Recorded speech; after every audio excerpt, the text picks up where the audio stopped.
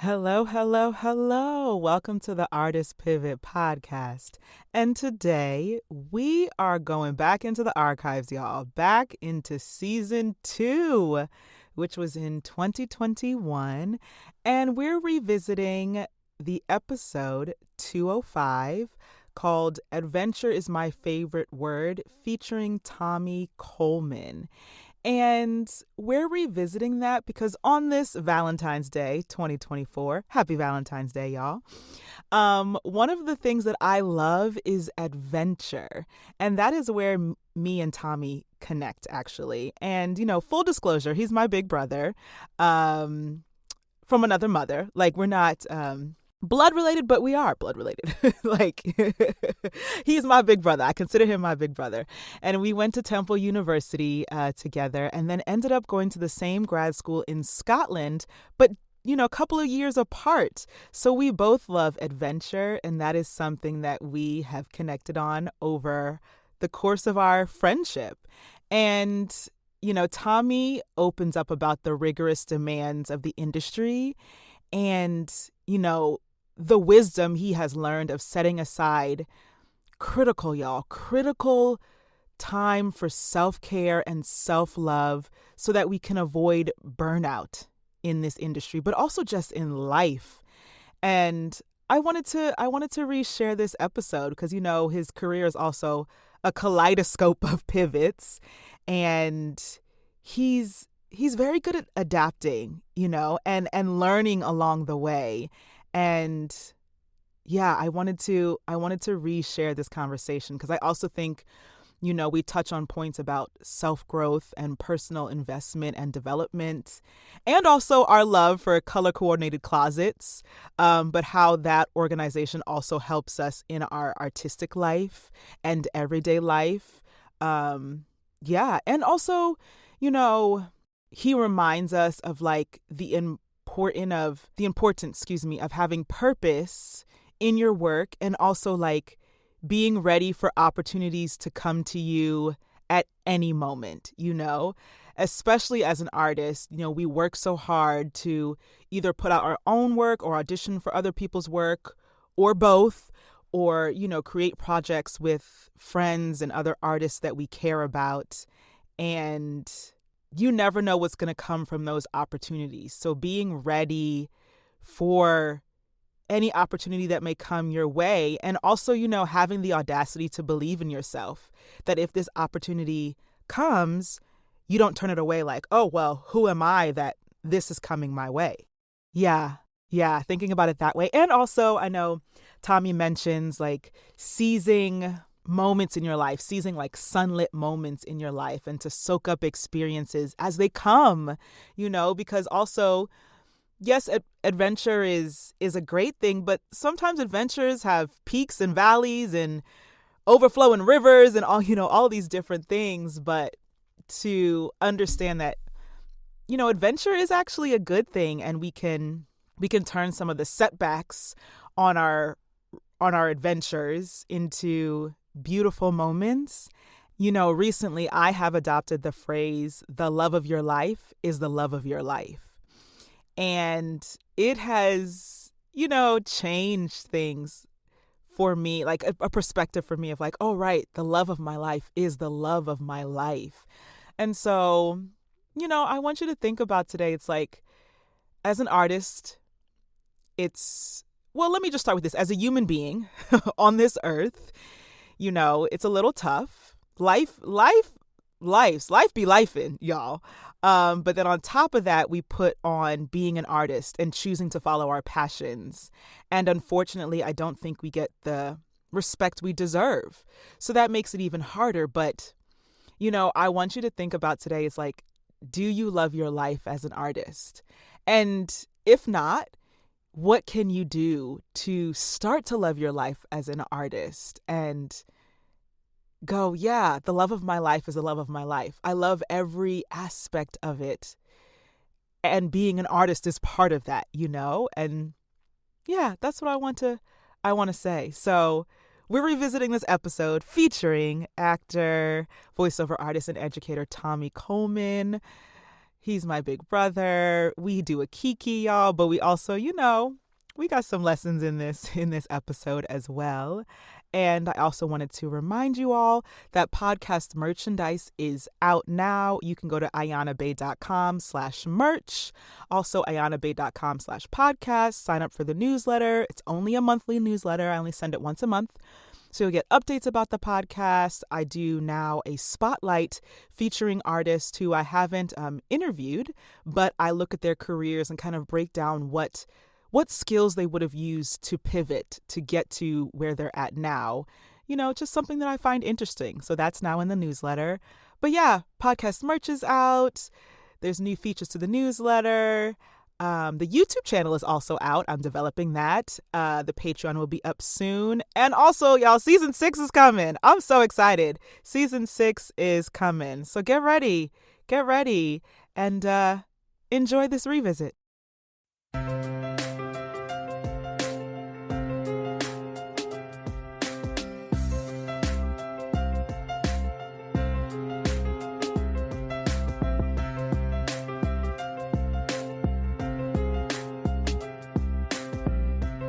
Hello, and welcome to The Artist Pivot, a weekly conversation with artists about their current pivot, past pivots, and every pivot in between. I am your host, Ayana Major Bay, an actress who wants to educate, empower, and celebrate artists so they have no option but to thrive. On this episode, I am joined by actor, voiceover artist, and teacher Tommy Coleman.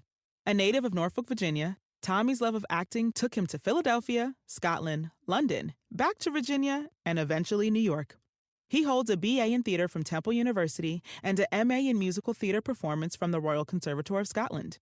He's been in an Emmy-nominated documentary on PBS and can be seen along with Emmy winner in American Dreamer starring Jim Gaffigan.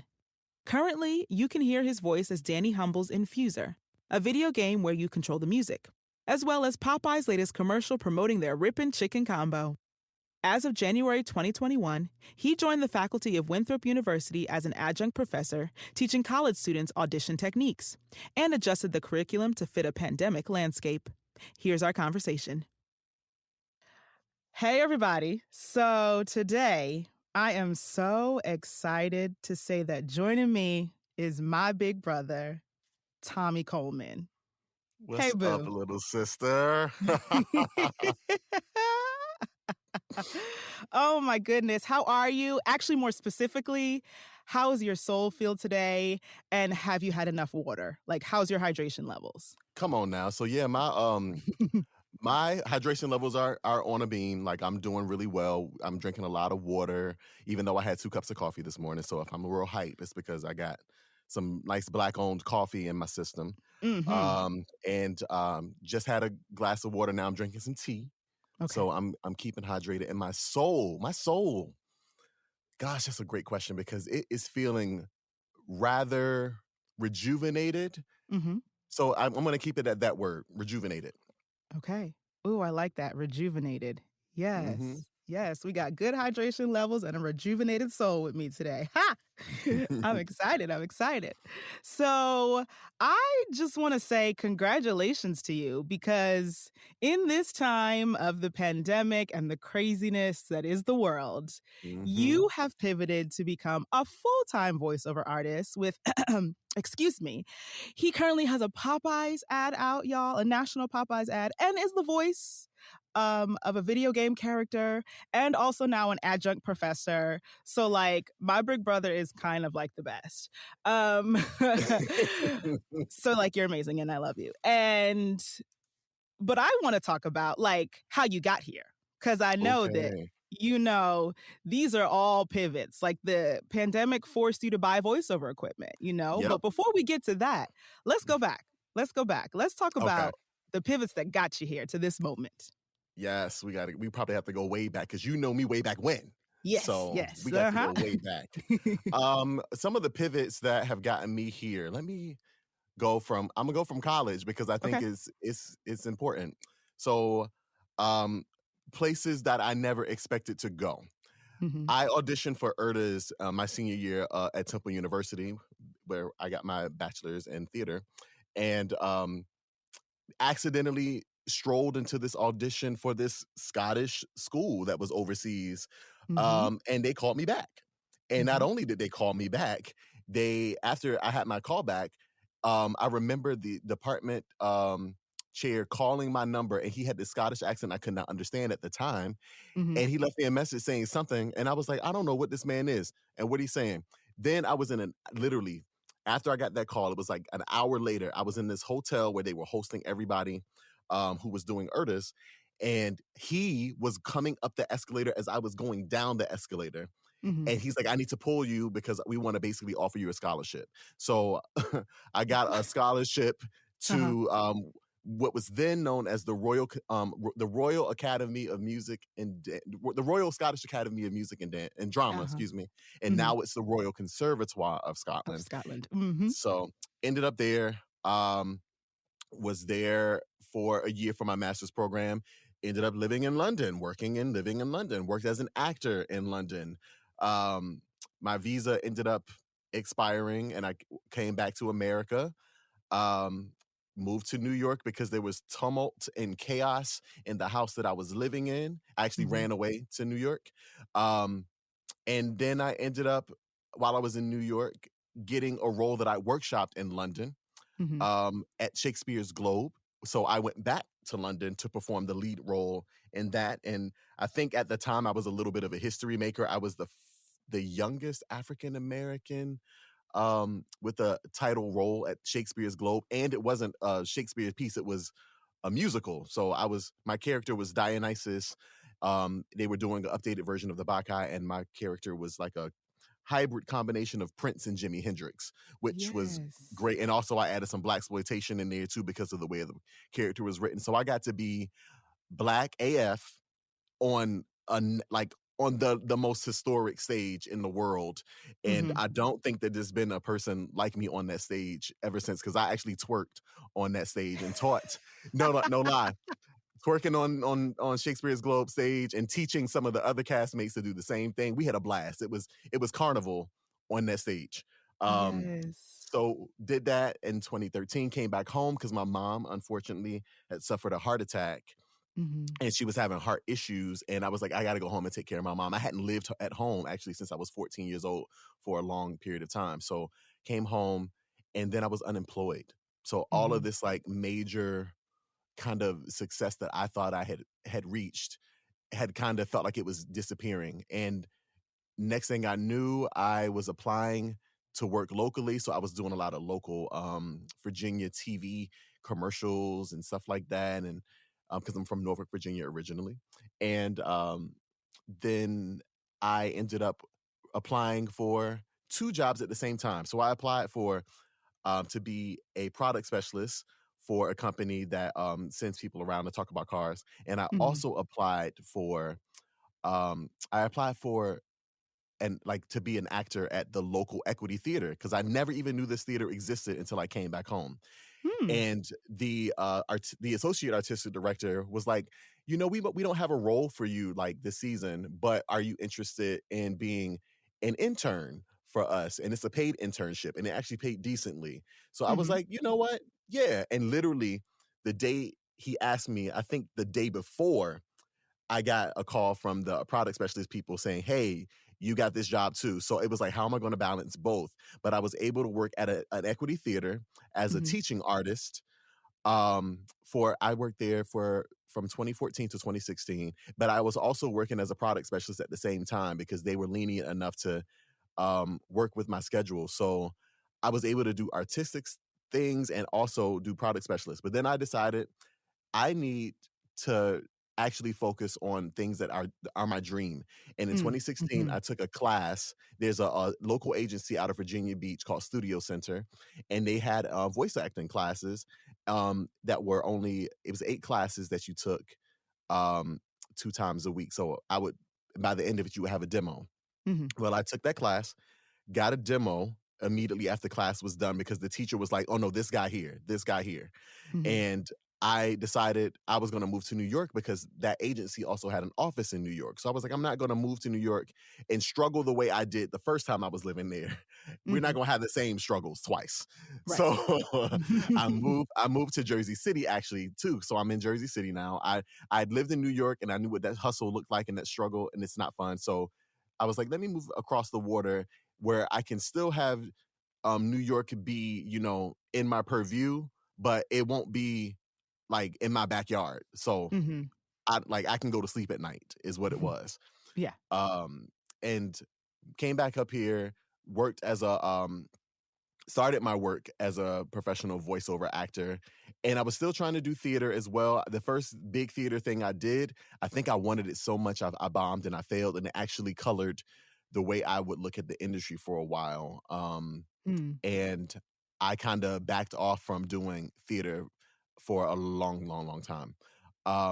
But the after after that kind of bombing, I decided to just go into product specialist work full time, and Mhm. then I was doing that up until last March, Mhm. when of course the pandemic came and took away my last two major gigs of the season. We thought it was going to come back in late summer, early fall, and of course that didn't happen. So I was propelled to invest in home studio equipment so that I could continue my voiceover work. Because here's the gag: I had booked a video game at the end of 2019, and they told me, we're doing session one now. The next session won't happen for another 6 months. So I knew Okay. the date of my second session, and it Mhm. was a month after pandemic happened. And I was like, oh my gosh, I need to buy this equipment now. I'm going to lose this video game gig, and it's a Mm. really fun gig to do.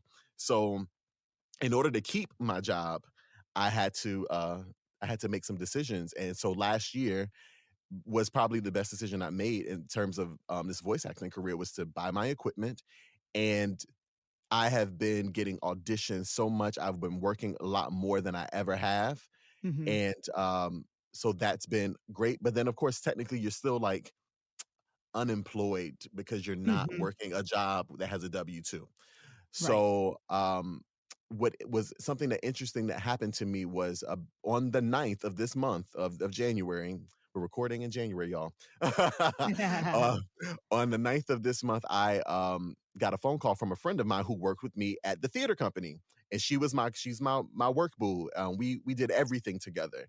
And she was like, "Are you interested in teaching?" And I'm like, it depends on what it is. She's like, it's a college class, it's a senior level class, it's audition techniques. And I was like, oh, that sounds like something that's up my alley. And she's like, well, the professor of this class just dropped this entire course for the semester. And like they need somebody ASAP. And I suggested you.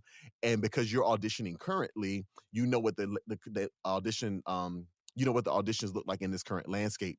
And so Mhm. expect a call to see like where this can go. Got a call from the department chair.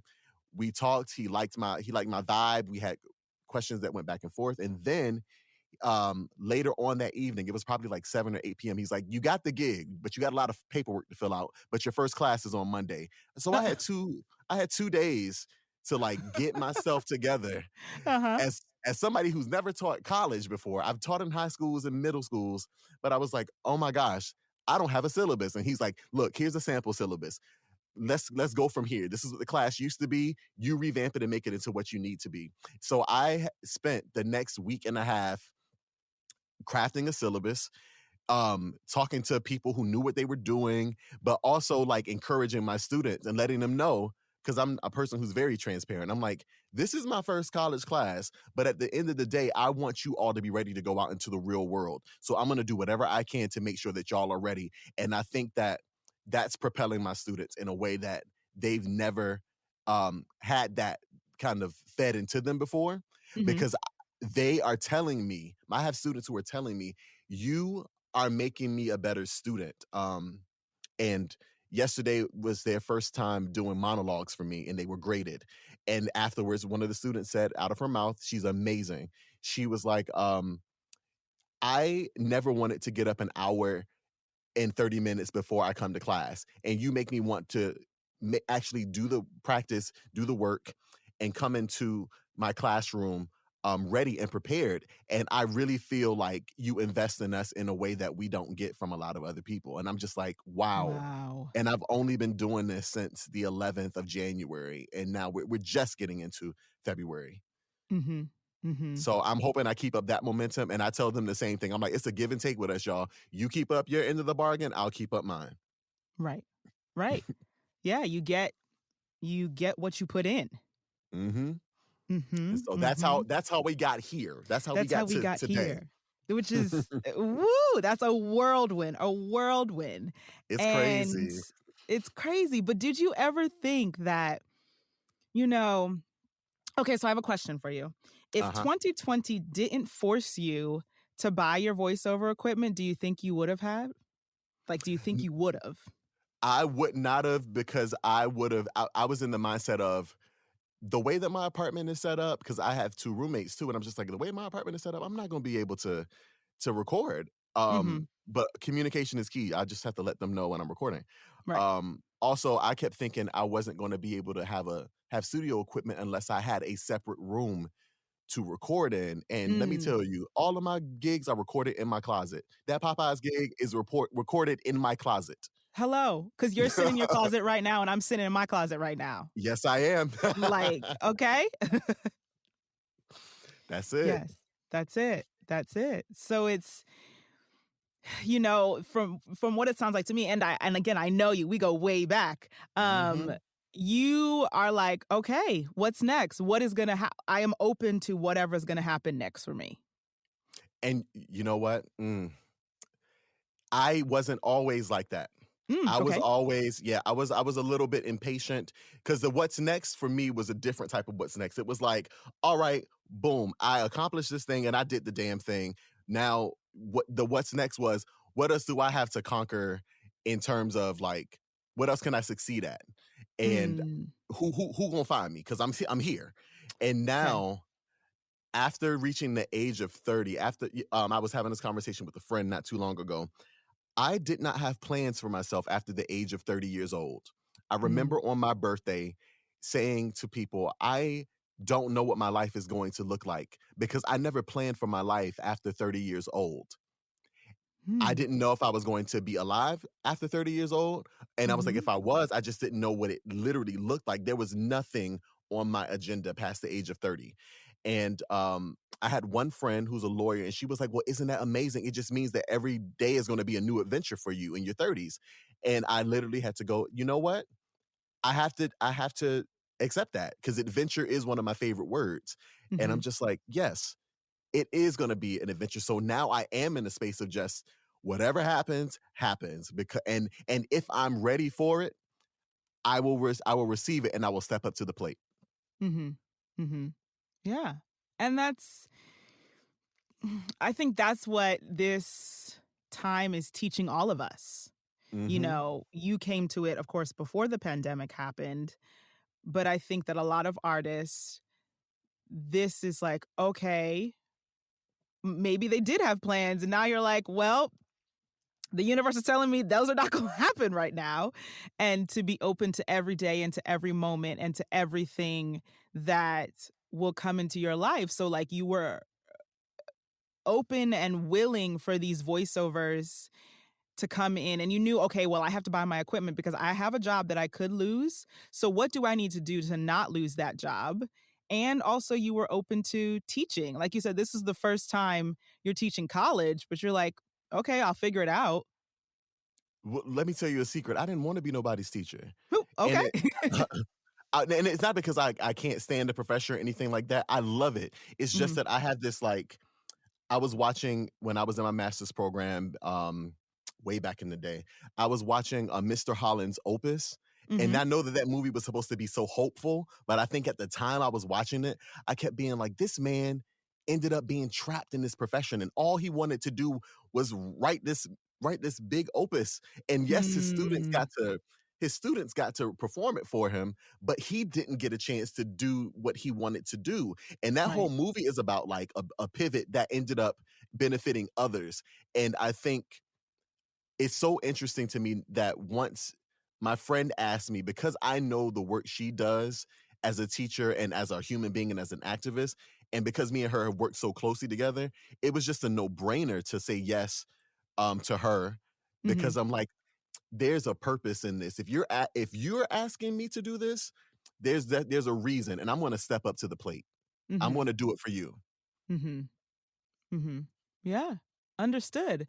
And you just said something that kind of like piqued a little something in me. It was about, you know, having a pivot that benefits others.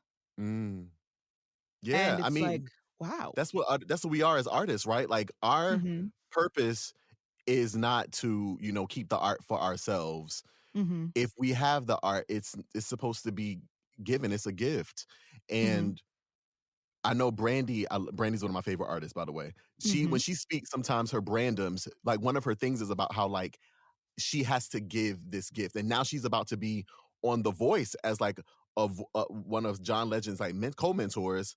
And her thing is, I have to give the world back what I was taught. And that Mm. I think is the key. I don't think we can ever keep these things to ourselves. It's about um giving the gift and not giving that gift in a way that is very much like, so you can be like me. It is, I want to prepare you and you can take and use whatever you need, but you need to be able to trust me as somebody who's not going to guide you down a wrong path. Mhm. And so that's what I feel like that the things that we give to others are gifts. And this pivot has to be something that is going to benefit others because in turn, if you're doing it the right way, you will benefit off the back end too. Mhm. Absolutely. Absolutely.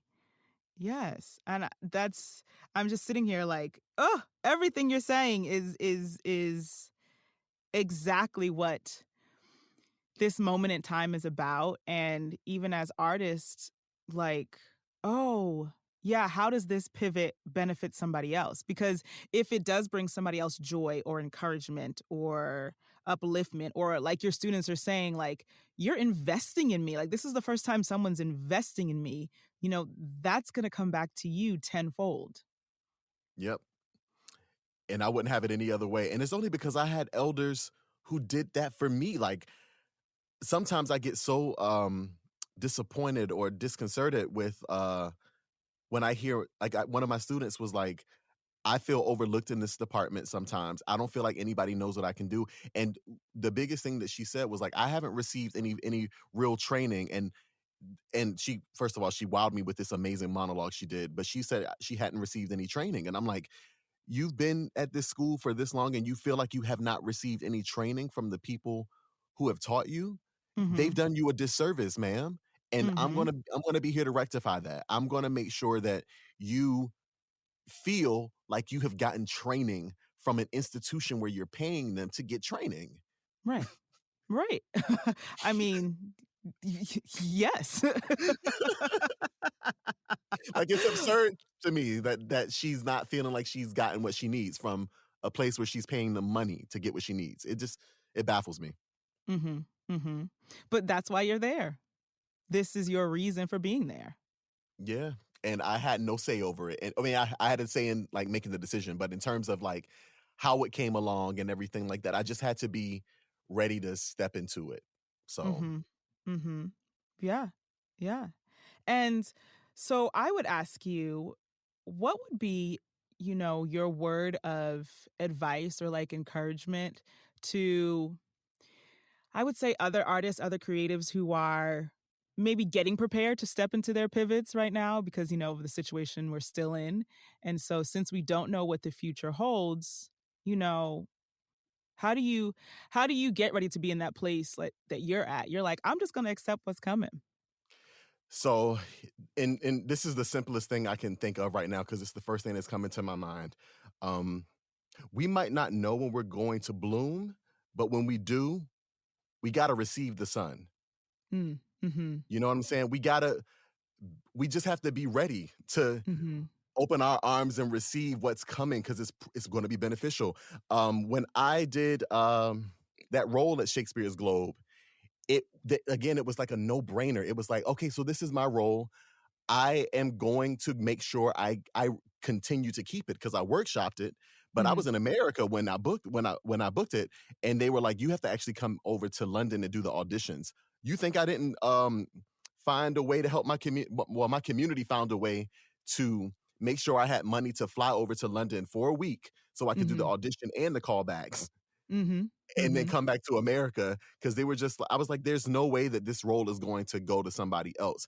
And by the time I got the like you this is you, this is yours, it wasn't even like I needed to celebrate. It was like it was mine to begin with. Like Mhm. um Cicely Tyson has in her new book, which I've just started reading, how she was like ready for the role of Rebecca in Sounder. She's like, they wanted me to play the school teacher, and I was like, no, I'm playing Rebecca. And they searched around for all these other actresses, and an actress who they wanted, apparently she was too much money. Mhm. And when they came back to Cicely, Cicely was like, I was just waiting for them to realize it was me all along. Yes. So like when you know, and like I said, when you are ready to bloom, you just open your petals and receive the sun. Mm. That's beautiful.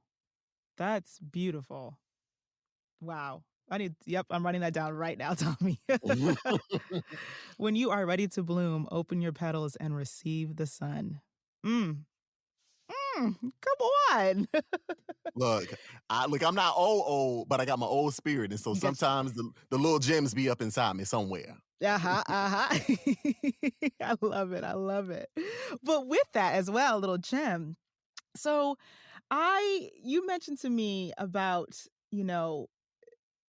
in terms of, like, going back into the industry, right? So now that we've had this time away, we've had time to rest, reflect, rejuvenate, Mhm.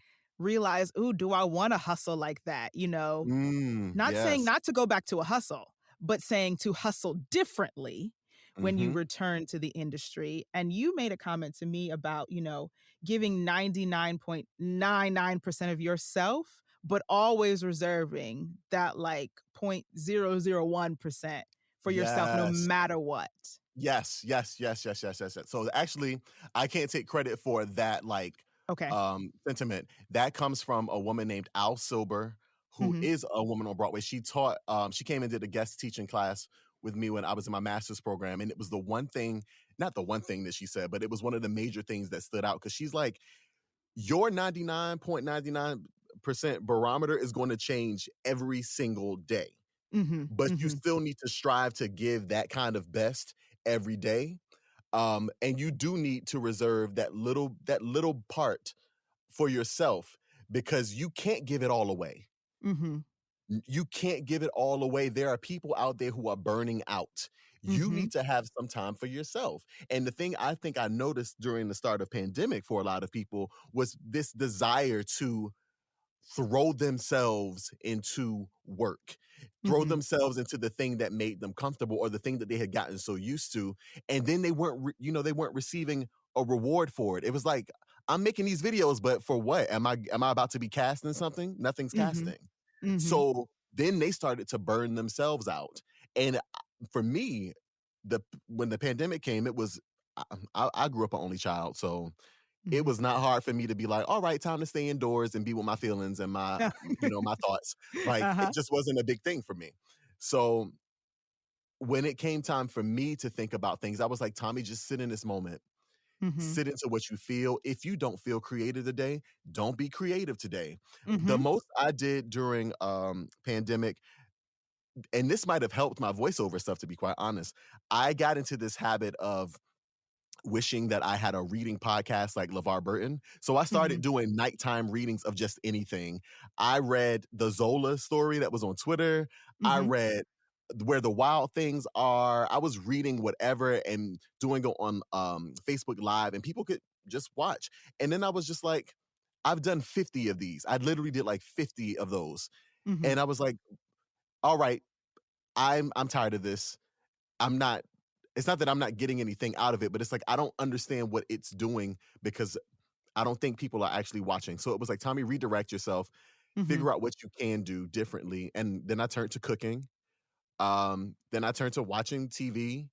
Mhm. And then I was booking voiceovers because of course the We See You type of movements were happening all over, and Black Lives Matter was infiltrating almost every industry. And I was getting hired because of my voice and because of I was Black. So I was like, Mhm. great, do this more because I'm ready. Right, right. Yes, yes, yes, yes. And that's, completely understandable.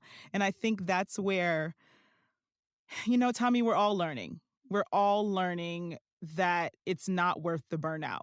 And we're also Hmm. learning like how much rest we did need and how much like for me personally, I discovered how little compassion I gave myself. Ooh. Mm. And having this time to sit, with my feelings, with my thoughts, with everything, even, the voiceover work that I'm booking, I was like, "Oh, this is I'm not how do I put this? I'm not hustling for it, if that makes sense." Like, my agents email me and I go, "Okay, great. I'll get you the audition, whatever Yes. it is by tonight or tomorrow morning." And then if I book it, I book it. There's no stress behind it. There's Yes. no, um We shouldn't have anxiety. yes, We there's no shouldn't have anxiety. immense Yeah. anxiety. We shouldn't have immense anxiety about doing these things, and we do because it's Mhm. such a competitive industry for us anyway. But in Yeah. terms of like the anxiety factor, and our anxiety is probably linked mainly to financial anxiety. Yes. It's probably Yes. not linked to anything else. It's probably for all of us artists, we are all thinking about how am I gonna make money from this? Because I gotta survive to the next gig. And Yep. that was the thing that I was like, I'm done living gig to gig. I filed bankruptcy 2 years ago. And Mhm. so I was on a financial reset anyway, Yeah. starting from 2019. And so 2020 came and threw a wrench in my life a little bit. But at the same token, I was like, you know what? This ain't in my control. I know what I can control in my life right now. And I got to be in control of these particular things, like paying my rent. Once Mhm. I got my final check from my product specialist gig, I paid my rent all the way up through November. And Hmm. I was like, if I have any money for bills or whatnot, whatever. But I know that I'm gonna have a place to live because my grandmother with her hood logic was, look, you better always have money to pay for a roof over your head because people don't know if your bills are if your bills are paid, but they know when you are kicked out on the street Hmm. because in the hood they will put your stuff out. And Right. so that's something that's always in my head is like, look, I might need a phone because that's my business number, but Right. but I'm like, I don't necessarily need like lights or um cable or all these other things. I need internet now, but Mhm. I'm gonna make it work. And Right. the one thing I can't do is not have a place to live. So um that those kind of priorities for me, they're just making a difference in terms of like what do I see for myself, and I'm not stressing myself out anymore about finances in the way Mhm. that I used to because I would get sick over them, which meant Yeah. that it raised the stakes of trying to get a job, trying to get a acting job. And it's like I can't just take a small job now. I got to try to get that $2,000 a week job. And Mhm. like we know that that's not for everybody, and it's not going to happen for everybody. So it was just a redirect. Tommy, what are you gonna do until you can start doing those jobs that pay you like that? Right. Right, right, right. Yes. And, you say redirect, but this, voiceovers are going to be in your life until forever, until you choose not to have them, in your That's the life. hope. That is the hope.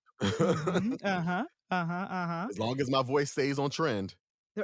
Okay, yes, yes. Which we know as well, like in the voiceover industry, which I'm learning now too, is like, yeah, when is your voice in trend right now? Is it not in trend? Is it, are they looking for my type of voice? Mhm. If they are, great. If they're not, great. Like it's like there's not gonna be no stress and anxiety about it. Right. And that's the Yeah. beautiful thing. And also, you know what helps with not no stress and anxiety? Mhm. Not having to put on clothes Woo! a and not having to get dressed up and, go into somebody else's building. And when you get home, you taking off all them clothes. Mhm. 'Cause you're like, "Why am I Mhm. dressed up? Why am I dressed to the nines like this?" No. I walk into this closet, I'm looking at all of my clothes that I don't have to put on, Yeah. but my hair looks a hot A hot mess, mess. and I'm out here in like a regular t-shirt and some sweats. Like, come on. Come on. Listen, The energy's still there, though. listen. The energy's still The e here. that's the point, Tommy, that's the point. Listen, okay, because I got my Sealy braids in right now, like, Hey, come on now. and my little Sister. okay. And right, I'm staring right at my clothes and my shoes talking to you like, "Oh, those are pretty. I guess when am I gonna wear those again?" Like Right. Oh my gosh. You look right cute in that closet clothes. okay, you look real cute hanging up there clothes, and my closet is color coordinated. Oh, So, you like too? yes, me too. Oh, come on now. See, you my little sister for real. Right. I didn't know your come on, Tommy. I didn't Yes. know color coordinated. Yes. I love it. I love it so much. Yes, they are color coordinated. They are like different. Like I even got it down to like t-shirts that are plain that are folded, then t-shirts that have like sayings on them that are folded, and then like tank Mm, tops, and it's all separated and color coordinated. It's a yeah. lot. And so are I my have a shoes. I have my jackets, and then I have like, my casual jackets. Then it's all sweaters because it's winter. All Hmm. sweaters, and then I have like my suits and stuff that I don't wear. But then I also have a little spot for my hoodies, still color Hmm. coordinated though. So, Yes. I, yes. I'm here for this, Tommy.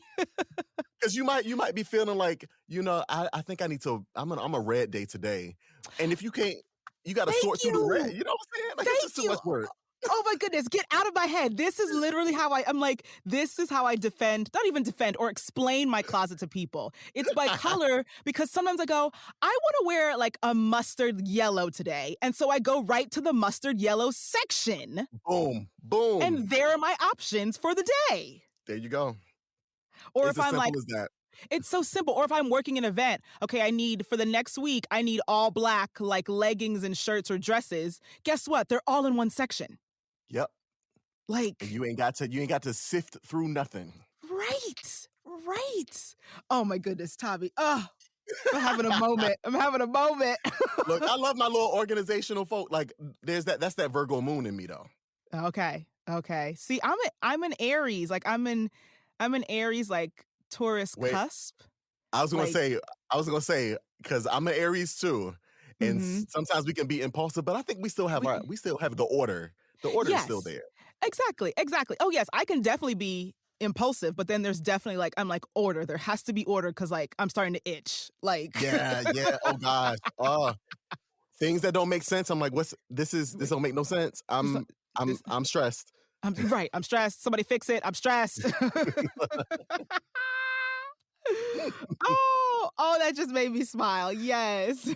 Ooh, well, it's a joyful day. It's a joyful day. It is. It's a joyful day. Oh, Tommy, thank you. Thank you so much for sharing Thank and you.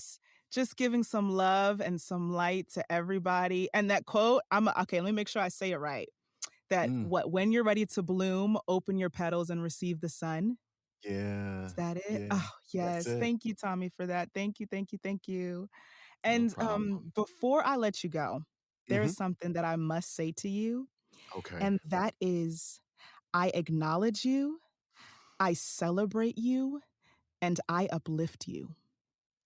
And I receive all of it.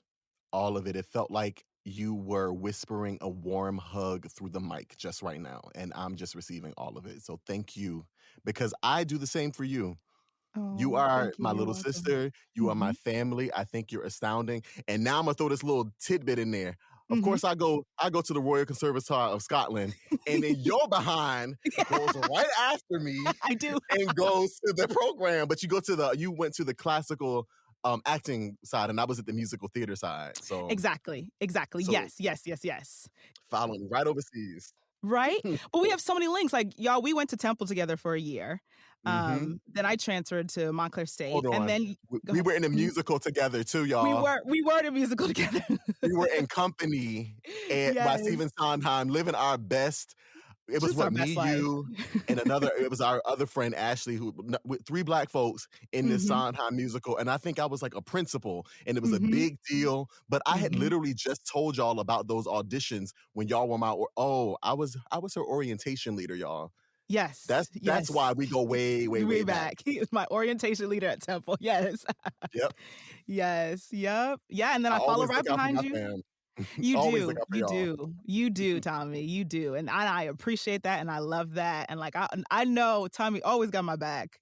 Yes. And yeah, and then I follow right behind you like you said and go to the same grad school, different Mhm. program now, but yeah. Oh, Tommy, thank you so much, my brother. Thank you, thank you, thank Thanks you. for sharing space with me and allowing me to share space with you. Of course, of course. I love you. I love you too. Tommy, thank you so much for sharing. That moment we just had about color coordinated closets, I can't. I can't. Anyway, a gem that I want to keep, and I hope you do too, is whenever you're ready to bloom, open your petals and receive the sun. I love it so much. I love it. Thank you so much, Tommy. And thank you for tuning in. I'll speak to you soon.